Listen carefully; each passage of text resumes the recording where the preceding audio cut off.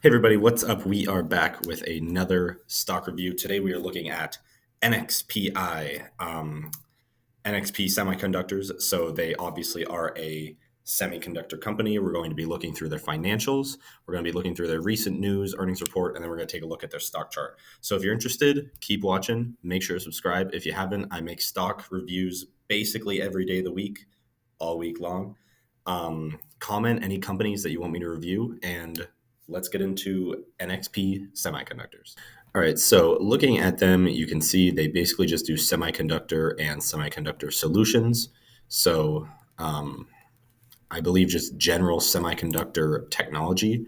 Looking at their snapshot, we can see market cap is right around 55 billion, which is pretty significant. They do have a 2% dividend, which is always nice to see. Long-term growth rate is a little low, especially for semiconductors at 3.6%. Their tiger price is at 264, which we can see they are at 217 at the moment. So that is definitely something to pay attention to.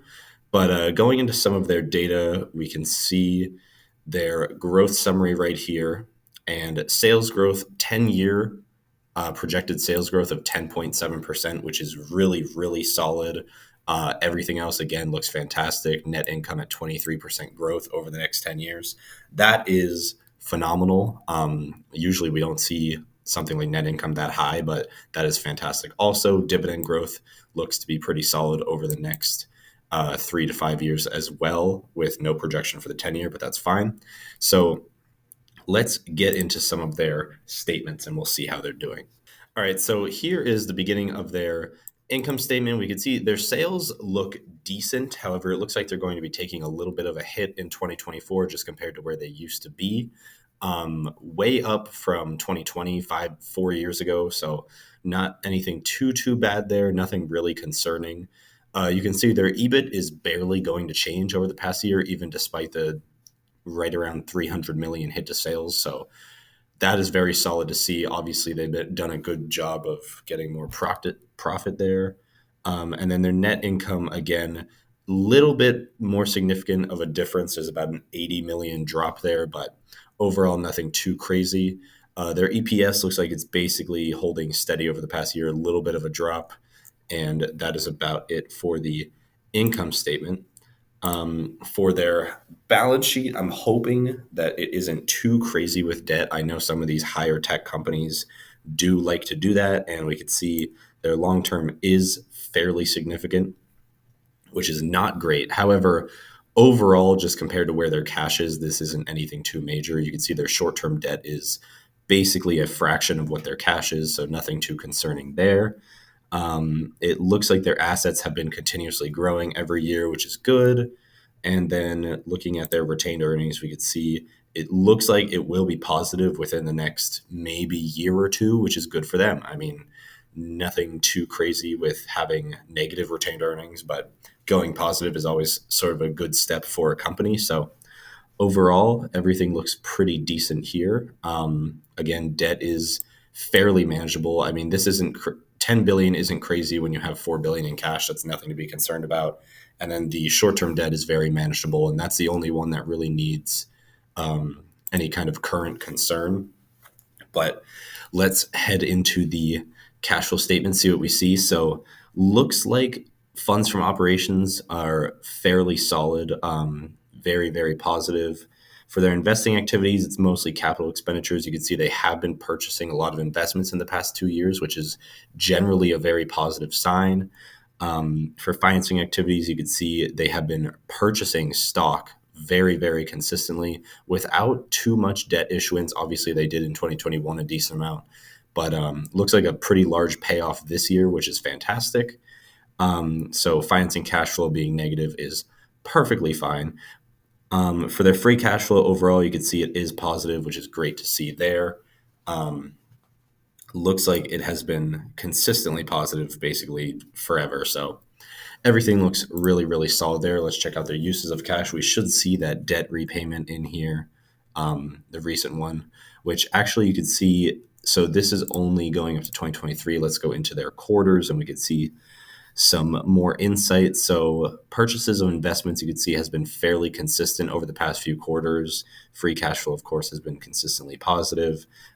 Very large debt repayment beginning of 2024, which is awesome to see. They did a little bit in the past quarter. Consistent dividends, which is good. Looks like the amount is relatively steady with a little bit of an increase over the past few years. And then this is a big one. The repurchase of common stock is consistent and fairly significant. This is 300 million basically per quarter or more. So other than 2 quarters here. So that is absolutely fantastic. They're really working on repurchasing their stock, which if we go back up to their income statement, we can see here. If we go into their shares outstanding, you could see the number has decreased every single year for basically the past 10 years, almost 9 years. So that is fantastic to see. They're decreasing that supply is a really, really good thing. And overall, just doing fairly well with their uses of cash. You can see kind of the history of it here, where they have their share repurchases every single quarter, just about, other than one here. So let's head into the ratios and see how they are performing there. Should be decent from what we saw in the income statement earlier. So gross margin looks good. It's above. SG&A to sales is slightly below the average, which is perfectly fine. Their net margin is significantly above average at 21%, which is fantastic. We have good ROA and ROE. Both are above their 5-year average. Return on invested capital is up a decent amount. If we go down here to their long-term debt to total equity, we can see it is up from where they were in 2020, but they are working to bring it down. Now, one thing to be a little concerned about there is having it over like 80 to 100%. Generally, just like rule of thumb is that you're a little bit too over leveraged.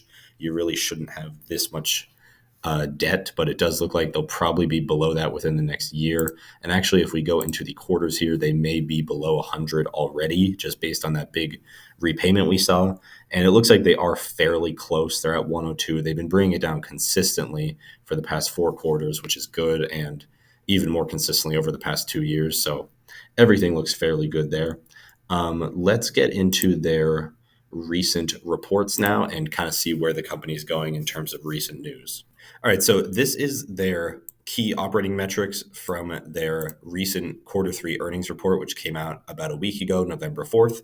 So you can see they beat on automotive revenue, missed on information of things and industrial, beat on mobile fairly significantly, and then beat on communication infrastructure also fairly significantly. So overall, a little mixed there, but mostly positive.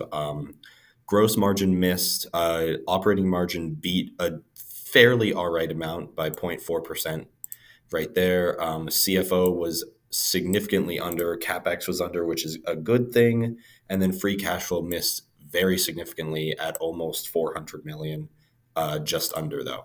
So that is it for that. We also have the analyst reviews here, so we can see kind of what analysts thought of this. And one important thing to note just right away, lowers target, and lowers target. So that is not fantastic. I mean, 3 out of 4 analysts lowering their targets is kind of showing there's some short-term concerns. This one says results underwhelmed. Results were in line, but they point out weakness right here. So overall, I don't think the earnings report was fantastic. But that is just something else to note. Let's look at their stock chart now, and we can see kind of where they've been moving recently. So they did recently get an all-time high right around 300, as you can see right here. But it looks like they are down just about 25-ish%. If I could confirm that myself, I will right now. So it looks like they're down right around 27% from their all-time high, which is not necessarily a concern, but it is definitely something to realize. Now, this could be a buying opportunity. It could signal future weakness. But overall, I think it's probably not too bad. You could see a fairly solid support trend here. So one thing that could happen is it hits this area here, and I'll get rid of this just so you can see it better. It will likely hit right around this area, around 200, and possibly bounce off of it based on what the trend is showing. So that is definitely a price range to pay attention to.